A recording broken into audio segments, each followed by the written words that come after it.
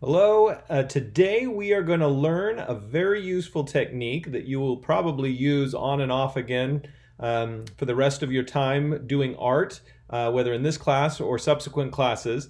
And it is a technique that you can take any image on a two-dimensional surface and be able to enlarge it exponentially to any surface that you might want to convert it to. It's a very simple process, but a very useful process that can ensure fidelity of image and, most importantly, the correct proportions of the image. It's just a few simple steps, and so let's go ahead and get started. The thing that you're going to need is this original source material with the image on it and a blank piece of paper, and it doesn't matter how big it is, we'll worry about cutting it later. First things first, combine both pieces of paper at the bottom left corner. Take your ruler, measure from the bottom left corner to the top right corner, and let the ruler continue until you find where it hits the second piece of paper. Make a little mark. Again, using your ruler, draw a perfectly vertical line that is aligned parallel to the edge of the paper from that mark that you've made at the top down to the bottom. Once you've made that mark, feel free to cut with your scissors, but cut with precision so it's nice and straight. Now, let's just concentrate on the source material. So set the larger piece of paper aside. Once you've got that source material in front of you, we're going to need to find the middle vertical and middle horizontal lines. The way to do that is to simply measure from one edge of the paper to the next and divide by 2. Do that for the top and the bottom, make little marks at the top and the bottom, and then combine the lines.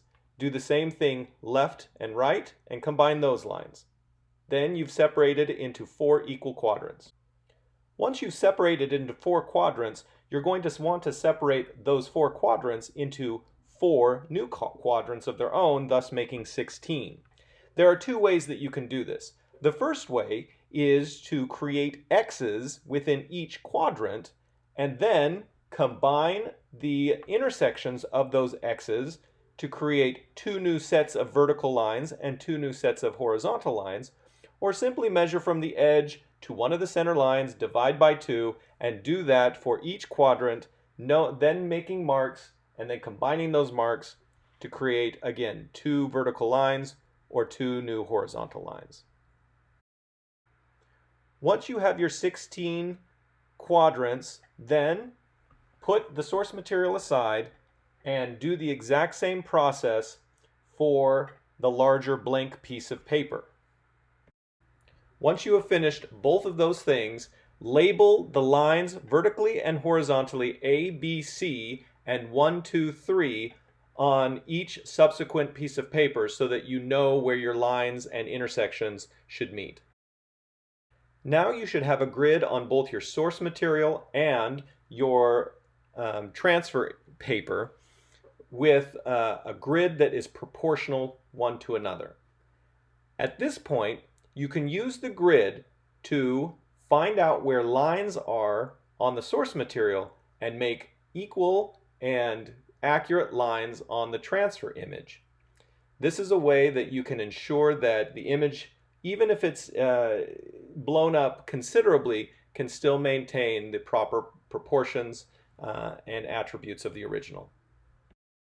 Don't worry if that was confusing. Sometimes it can be a little bit difficult at first, but you'll get the hang of it. That's also why I made the video, so you can always go back and re-watch it and refresh your memory. We will also be going over this step by step in class so that we can all do it together.